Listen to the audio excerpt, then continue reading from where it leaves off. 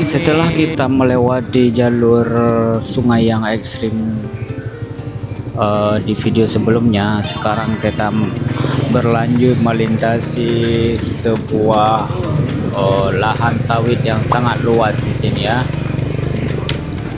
Tapi ini baru pemanasan guys. Lahan sawit PT Agung ini luasnya itu ribuan hektar.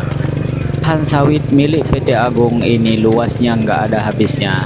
Tapi kalau musim hujan, jalan tanahnya berubah jadi kubangan. Sekali salah perhitungan gas, motor bisa kejebak guys. Lahan sawit ini adalah milik PT Satya Agung. Ini konsesi lahan yang diberikan untuk hak guna usaha, luasnya sekitar 10.000 hektar lebih guys. Jadi perusahaan ini juga didukung oleh pabrik kelapa sawit dengan kapasitas sekitar 45 ton TBS per jam yang diresmikan operasional untuk mengolah hasil kebun.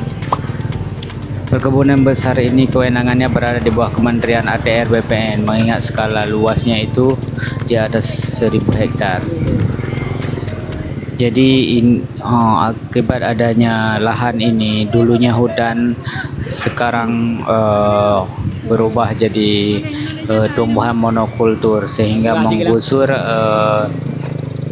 berbagai macam satwa yang ada di sini, termasuk pembatas antara lahan. Di sini juga dipasang penghalau gajah dengan elektrik bertegangan tinggi.